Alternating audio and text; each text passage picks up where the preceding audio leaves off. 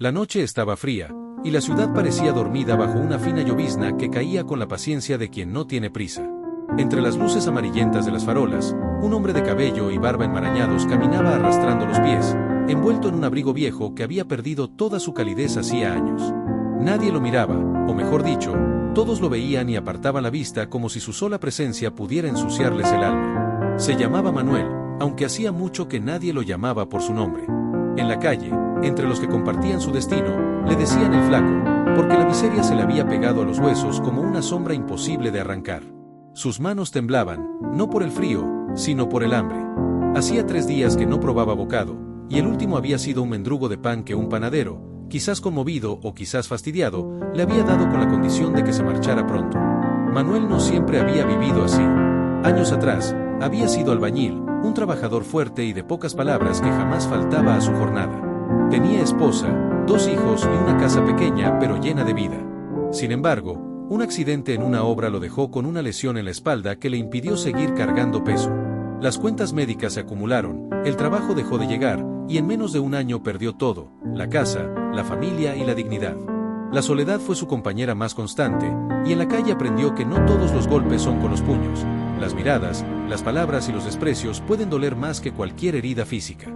Esa noche, mientras la lluvia le calaba hasta la piel, vio desde lejos un restaurante iluminado, uno de esos lugares de lujo donde las mesas están siempre vestidas con manteles blancos impecables y las copas brillan como si fueran joyas.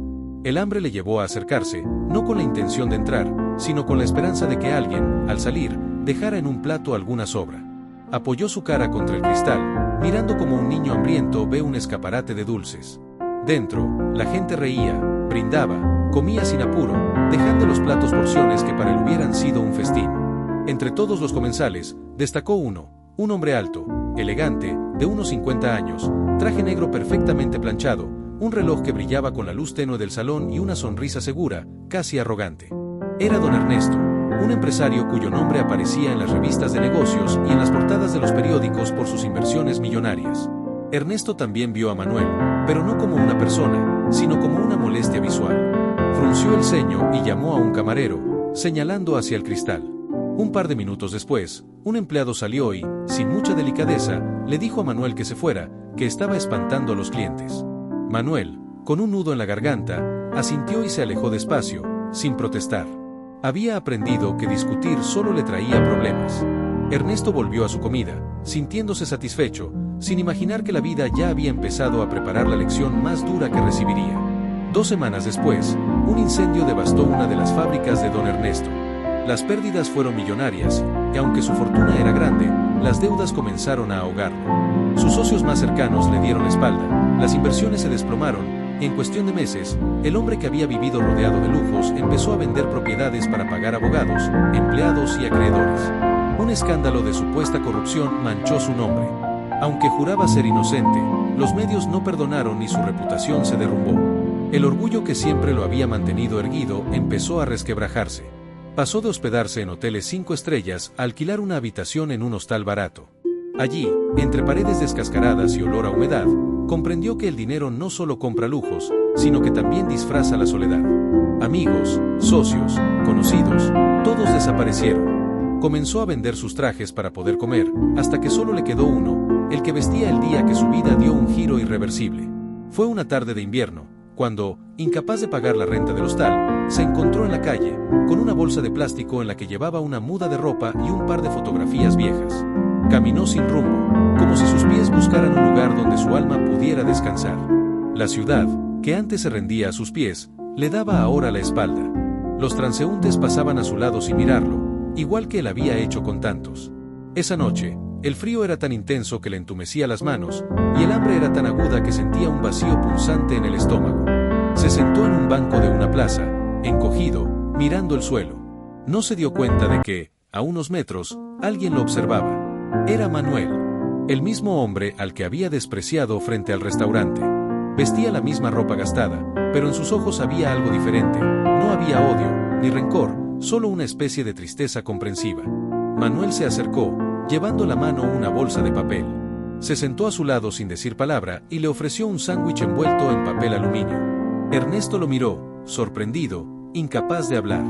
Dudó, como si aceptar fuera un golpe mortal a su orgullo, pero el hambre fue más fuerte.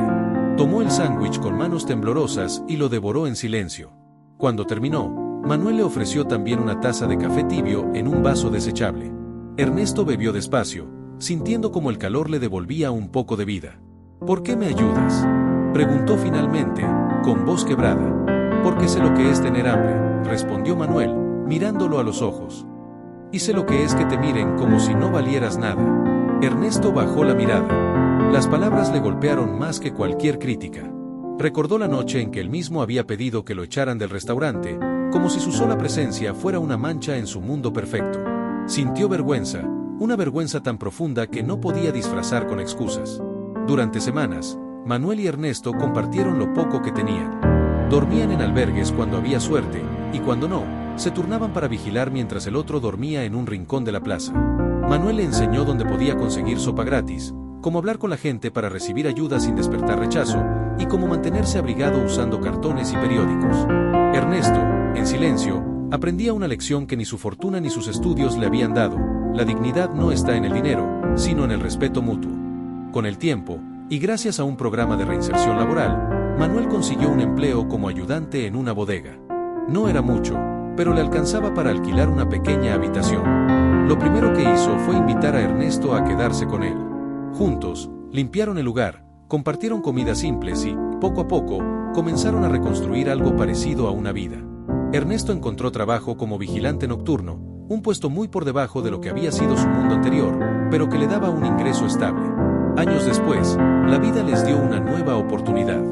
Ernesto, con paciencia y humildad, logró ascender, y Manuel, siempre trabajador, consiguió abrir un pequeño puesto de comida callejera. Nunca se hicieron ricos, pero tampoco volvieron a pasar hambre. Lo más importante es que, a través de la adversidad, aprendieron que la verdadera riqueza es poder tender la mano sin mirar por encima del hombro. Una tarde, mientras servían café en el puesto, un joven de traje caro se detuvo frente a ellos. Les miró con desdén y preguntó si podían darle algo para comer gratis. Manuel y Ernesto intercambiaron una mirada. El joven estaba limpio y bien vestido, pero en su voz había un temblor que ambos reconocieron, el miedo y la vergüenza de quien ha tocado fondo. Sin decir una palabra, le sirvieron un plato caliente y una taza de café. No preguntaron nada, no juzgaron, no miraron con superioridad. Y en ese momento, ambos supieron que habían roto el ciclo, que no repetirían la cadena de desprecio que tanto daño les había hecho. Porque la vida da vueltas, y nadie está a salvo de caer. Y cuando eso ocurre, lo único que importa es encontrar una mano que, en lugar de empujarte más abajo, te ayude a levantarte.